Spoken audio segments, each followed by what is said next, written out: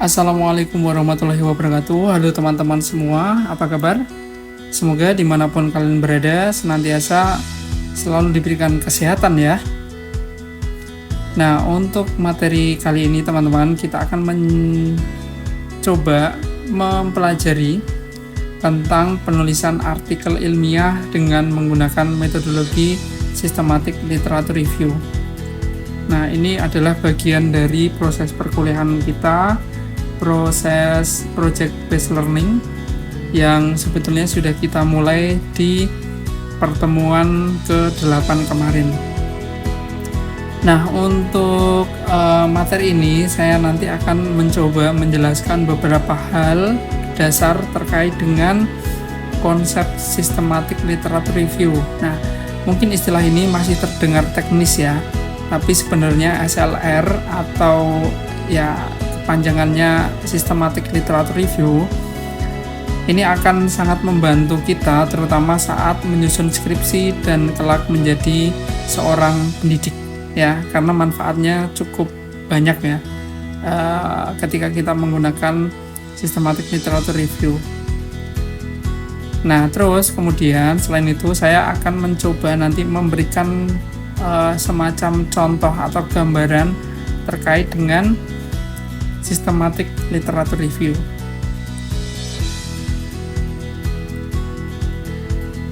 Nah, dalam dunia penelitian ilmiah, systematic literature review atau biasa disingkat sebagai SLR menjadi salah satu metode penting untuk meninjau dan menganalisis hasil-hasil penelitian terdahulu secara menyeluruh dan terstruktur. Tidak seperti literature review biasa yang bersifat naratif dan subjektif, SLR itu bertujuan untuk menyaring literatur dengan metode yang transparan, dapat direplikasi dan sistematis. Nah, coba mari kita perjelas perbedaannya dengan contoh yang dekat ya dengan kehidupan kita sehari-hari, terutama dalam konteks pendidikan guru sekolah dasar. Nah, coba kita bayangkan, kita ingin tahu apakah strategi critical reading bisa meningkatkan hasil belajar siswa kelas 4 SD. Nah, lalu dari pertanyaan itu, kalau kita hanya mencari 3 artikel di Google Scholar, lalu kita membacanya sekilas, lalu menuliskan rangkuman berdasarkan pendapat pribadi, itulah yang disebut sebagai literatur biasa. Jadi, literatur review yang biasa kita lakukan. Tapi di situ sifatnya naratif, seperti bercerita dan sangat subjektif.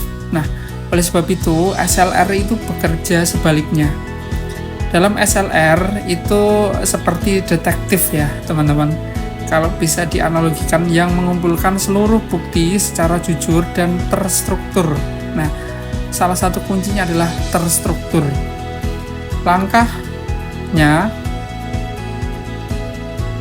Langkahnya transparan. Mulai dari kita tentukan kriteria, kita telusuri banyak pangkalan data, kita catat beberapa yang ditemukan dan tersaring, sampai akhirnya kita dapat kumpulkan artikel yang sahih. Ya, sahih ini maksudnya dapat dipertanggungjawabkan. Nah, semua itu bisa diperiksa ulang oleh siapapun. Nah, ini salah satu sifat dari SLR ya. Jadi siapapun ini bisa meng-cross check dan bisa diulangi di penelitian yang mendatang. Jadi temuan yang kita hasilkan itu jauh lebih kuat sebagai pijakan ilmu.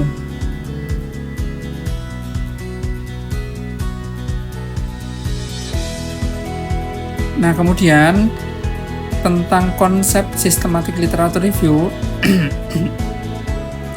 bahwa SLR itu adalah sebuah metode penelitian ya teman-teman, yang digunakan untuk mengidentifikasi, menilai, dan mensintesis berbagai penelitian sebelumnya secara sistematis, terstruktur, dan dapat dipertanggungjawabkan. Nah, dalam penelitian menggunakan metode SLR ini, fokus utamanya bukan menghasilkan data lapangan baru. Ini perlu dicatat ya. Jadi untuk temuan-temuan yang dihasilkan itu bukan menghasilkan data lapangan baru ya, tetapi mengolah temuan-temuan penelitian yang sudah ada itu agar menghasilkan kesimpulan yang lebih kuat dan komprehensif. Nah, ini ada hal yang harus diperhatikan untuk kata kunci itu ya. Jadi bukan menghasilkan data lapangan baru. Nah, itu artinya kita tidak harus masuk ke kelas dan mengajar berbulan-bulan, atau mungkin kita mengajar berkali-kali untuk mendapatkan hasil penelitian ya, karena kita menggunakan jenis data sekunder atau menggunakan data penelitian orang lain. Nah, misalnya untuk topik critical reading tadi, kita cukup mengumpulkan semua penelitian yang sudah pernah dilakukan sebelumnya, misal sudah dipublikasikan ya. Nah, tentang pengaruh critical reading terhadap hasil belajar di jenjang SD. Lalu kita panen temuan-temuannya. Nah, maksud panen di sini berarti kita mencoba mengumpulkan ya. Karena penelitiannya kan sudah ada itu tentang critical reading. Nah, kita panen semuanya yang tentunya terkait dengan critical reading di sekolah dasar. Nah, setelah itu kita analisis pola-pola hasilnya. Apakah mayoritas menunjukkan pengaruh yang positif? Apakah ada syarat tertentu yang membuatnya berhasil? Atau adakah faktor yang lain yang mungkin bisa kita temukan di dalam artikel-artikel yang sudah kita review? Nah, inilah yang disebut sintesis. Kita sedang melakukan sintesis ya. Nah, ibaratnya itu kita sedang merangkai potongan, semacam potongan-potongan mozaik ya, dari banyak penelitian menjadi satu gambar besar yang padu. Nah, itu tentang konsep systematic literature review. Jadi gambaran sederhananya, kita mengumpulkan semua artikel yang terkait dengan critical reading dan hasil belajar di jenjang sekolah dasar, kemudian kita lakukan sintesis.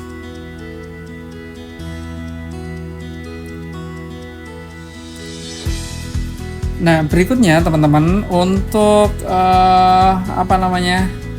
konsep atau jenis-jenis review itu sebenarnya ada banyak ya. Kalau di layar sudah tampak ya, ada beberapa jenis review yang sebetulnya ini juga bisa kita lakukan, atau barangkali beberapa hal sudah kita lakukan. Yang pertama adalah systematic literature review atau SLR yang nanti akan menjadi fokus utama kita. Yang kedua, literature review atau tinjauan pustaka. Kemudian ada scoping review, ada traditional review, ada narrative review, ada argumentative literature review, dan theoretical literature review. Nah, semua ini adalah jenis dari review ya. Jadi yang membedakan adalah nanti fokus dari review yang kita lakukan. Nah, bagian ini penting teman-teman agar kita bisa memposisikan SLR itu dengan tepat. Nah, coba kita bedakan satu persatu dengan contoh keseharian kita ya, terutama di dalam prodi kita di PGSD. Yang pertama, narrative review itu seperti halnya kita mendongeng ya. Kita menceritakan perjalanan topik pendidikan karakter di SD dari masa ke masa. Ini sifatnya naratif, tidak ada aturan ketat. Tapi mungkin kalau dalam konteks kita buat artikel ilmiah itu sepertinya kurang cocok ya. Nah, terus kemudian ada scoping review. Nah, ini bertujuan untuk memetakan keluasan topik. Misalnya model literasi apa saja yang pernah diteliti untuk kelas rendah gitu. Tentunya kan banyak sekali model-model literasi yang ditawarkan oleh peneliti terdahulu ya. Nah, kita menggunakan scoping review ya untuk mengetahui model literasi apa saja yang pernah diteliti. Nah, kita hanya perlu mendaftar model-model literasi yang kita temukan tanpa menilai kualitasnya secara dalam. Lalu ada argumentative review, itu digunakan untuk mengumpulkan bukti untuk mendukung atau menolak klaim. Nah, contoh, apakah pemberian pekerjaan rumah, ini maksudnya PR ya, PR dalam matematika itu benar-benar efektif untuk anak SD gitu. Atau jangan-jangan ini kan berarti kan masih argumennya masih pro dan kontra ya, ada yang setuju dan tidak setuju gitu. Nah, kita gunakan argumentative review. Lalu ada juga theoretical literature review. Ini fokus pada kajian teori, misalnya mengkaji teori perkembangan kognitif dari John Pearce ya, yang implikasinya di sekolah dasar itu apa. Nah, di antara semua itu, teman-teman, kita akan fokus pada SLR, karena SLR itulah yang memegang standar paling ketat pada setiap langkah pencarian dan penyaringan yang cukup sistematis ya, makanya disebut sebagai systematic literature review. Nah, ini menjadi bagian yang cukup penting ketika kita ingin menulis systematic literature review. Nah, berikutnya teman-teman, dalam menulis artikel systematic literature review itu kita pasti mendengar dan pasti menggunakan panduan PRISMA ya. Nah, PRISMA itu merupakan singkatan dari Proofread Reporting Item for Systematic Review and Meta-Analysis. Nah, PRISMA ini digunakan semacam panduan untuk meneliti ya. Nah, panduan ini pertama kali diperkenalkan pada tahun 2009. Kemudian terdapat update terbarunya pada tahun 2020. Nah, tujuan utama PRISMA itu adalah memberikan kerangka pelaporan yang jelas mengenai bagaimana studi literatur dilakukan, mulai dari pencarian awal, proses seleksi, hingga akhir dari hasil studi yang kita dapatkan. Nah, dengan menggunakan PRISMA ini, teman-teman, peneliti itu bisa memastikan bahwa proses seleksi artikel dilakukan secara objektif dan dapat ditelusuri oleh pembaca. Jadi kalau kita bayangkan itu, kita melakukan review itu juga harus ada yang direview dan kita sudah memverifikasi bahwa sumbernya itu ada gitu, sehingga orang lain itu bisa menelusuri ya. Nah, awalnya PRISMA ini dikembangkan untuk mendukung transparansi dalam laporan systematic review dan meta-analisis di bidang kesehatan ya. Namun, seiring perkembangannya waktu, PRISMA itu mulai diadaptasi secara luas di berbagai disiplin ilmu, termasuk ilmu komputer, ilmu pendidikan, dan sosial. Nah, jadi teman-teman, kalau kita ingin membuat systematic literature review yang kredibel, kita tidak boleh asal-asalan. Tentu harus ada langkah-langkah yang jelas. Ya, karena namanya sistematik berarti harus ada langkah-langkah yang jelas yang bisa dipertanggungjawabkan. Nah, kita perlu panduan. Nah, panduan itulah yang disebut sebagai PRISMA.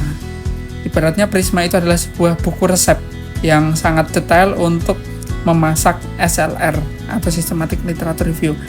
Awalnya memang dipakai di dunia medis, tapi sekarang itu ya sudah dipakai di banyak cabang ilmu ya. Tentunya salah satu itu adalah ilmu pendidikan. Nah, lalu kemudian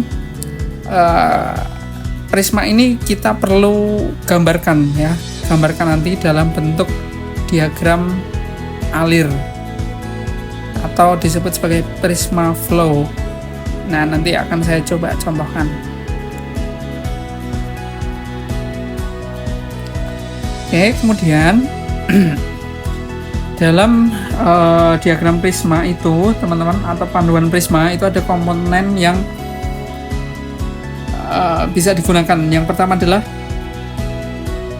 dari komponen periksa atau checklist.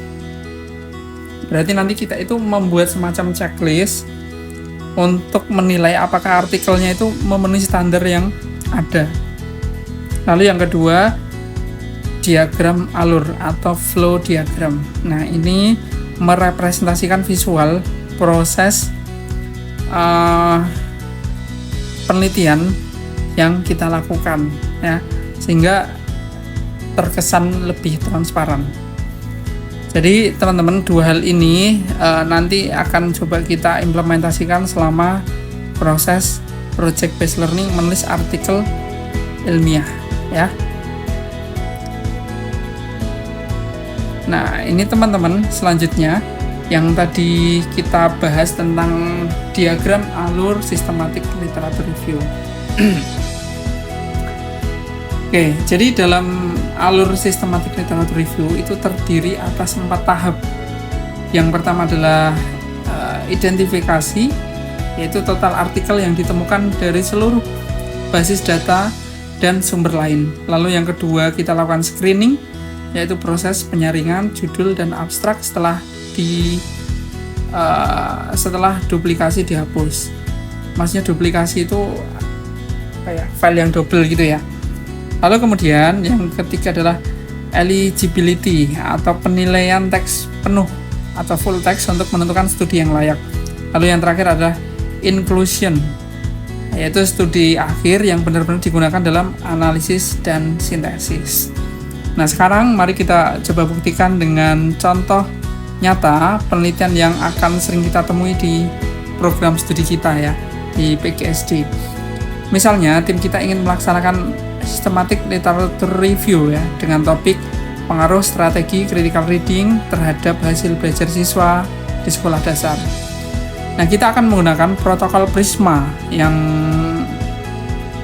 keempat langkah ini ya. Coba kita simulasikan atau sementara kita bayangkan dulu ya.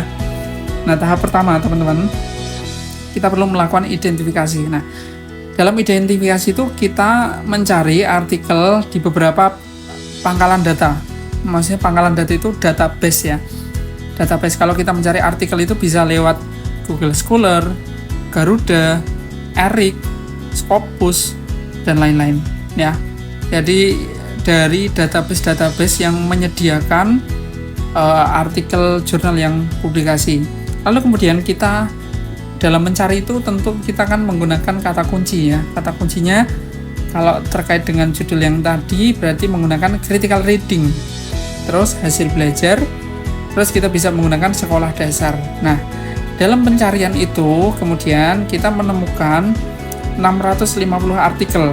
Nah, angka ini masih mentah ya, jadi temuan awal itu masih mentah. Ini ada nggak kesesuaiannya sebelum kita screening ya. Jadi setelah kita temukan 650 itu, tahap kedua ya kita harus melakukan screening. Screening itu pertama kita hapus dulu artikel yang muncul ganda atau duplikasi. Jadi kadang kalau kita mencari itu kan ada artikel-artikel yang muncul 2 kali ya. Nah, terus setelah kita hapus tersisa 600 artikel, 50 itu ternyata kita eliminasi atau istilahnya kita eksklusi. Nah, selanjutnya kita baca judul dan abstraknya satu persatu. Nah, ternyata banyak yang tidak relevan teman-teman. Misalnya tentang critical reading itu di perguruan tinggi, atau tentang mata pelajaran seni bukan hasil belajar akademik. Jadi karena kaitannya dari contoh yang tadi itu kan kita mencari critical reading tentang hasil belajar siswa di sekolah dasar. Berarti 3 kata kunci itu harus kita pegang ya. Nah, kemudian setelah kita screening teman-teman, ternyata ada yang membahas critical reading di perguruan tinggi, lalu ada yang membahas critical reading di pelajaran seni, itu kan nggak sesuai ya. Nah, setelah itu artikel yang lolos itu ternyata tinggal 90 artikel ya. Kemudian setelah 90 artikel itu kita masuk pada tahap eligibility. Nah, sekarang 90 artikel itu kita unduh dan kita baca teks penuhnya. Tentu kalau dalam menulis artikel ya misal memungkinkan baca sepenuhnya ya sangat disarankan baca sepenuhnya ya. Nah, kriteria yang kita tetapkan yang pertama harus penelitian eksperimen karena kita ingin melihat keefektifan ya. Lalu berikutnya subjeknya harus siswa SD, kemudian yang ketiga melaporkan hasil belajar siswa dengan lengkap. Saat dibaca penuh banyak yang gugur, artinya kriteria itu tidak memenuhi ya. Nah, setelah kita nilai kelayakannya ternyata tinggal 18 artikel yang benar-benar memenuhi syarat. Nah, kemudian kita masuk pada tahap inclusion. Nah, inclusion ini dari 18 artikel yang sisa kita analisis dan sintesis. Kita akan mencoba dalam analisis dan sintesis itu membandingkan hasil-hasilnya. Apakah critical reading secara konsisten meningkatkan hasil belajar? Lalu di kelas berapa pengaruhnya yang paling besar? dan kemudian artikel apa yang paling kuat secara metodologis. Nah, dari diagram alur prisma yang menggambarkan penyusunan tadi secara visual ya. Jadi dari 650 tadi di awal menjadi 600, kemudian menjadi 90, lalu terakhir menjadi 18. Nah, setiap angka itu bisa kita pertanggungjawabkan jejak prosesnya. Oke. Nah, kemudian teman-teman, inilah contoh diagram alir sistematik literatur review. Nah, kenapa sih prisma itu penting ya? Yang pertama, tanpa prisma, SLR itu bisa dianggap terlalu subjektif, tidak transparan dan sulit diprediksi. Nah, kata kuncinya itu sebenarnya kita menghindari subjektivitas dan tidak transparan ya teman-teman dalam menganalisis artikel-artikel yang masuk. Nah, lalu dengan diagram prisma, pembaca bisa tahu artikel dipilih dari mana, disaring bagaimana, dan kenapa hasilnya seperti itu. Jadi orang lain itu bisa cross-check track recordnya seperti apa. Nah, diagram prisma adalah bagian yang paling terkenal. Isinya menunjukkan alur seleksi artikel dari awal sampai akhir. Nah, kalau kita gambarkan, teman-teman, bentuknya itu akan seperti ini. Jadi ada tahapan-tahapan ini ya, mulai dari identification, screening, eligibility, dan inclusion. Nah, coba lihat diagramnya. Di kotak paling atas itu kan ada 650 ya. Nah, berarti itu artinya artikel awal yang kita temukan. Lalu menyusut di setiap proses itu menjadi angka-angka yang lebih kecil. Nah, inilah kekuatan transparansi dari proses riset yang kita lakukan. Nah, terus kemudian diagram ini ketika misalnya kita dalam konteks ujian gitu ya. Kalau misalnya ada yang bertanya, loh, dari awalnya 650 kok hanya digunakan misalnya 18 gitu. Ya berarti kita bisa menjelaskan prosesnya.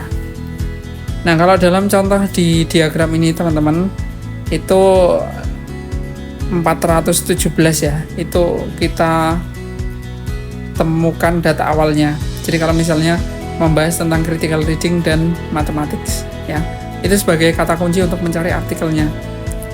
Nah, terus kemudian 417 itu kemudian kita inklusi dan eksklusi, atau kita eksklusi ya sebutannya ya, kita hapus sejumlah 62 ya. Kemudian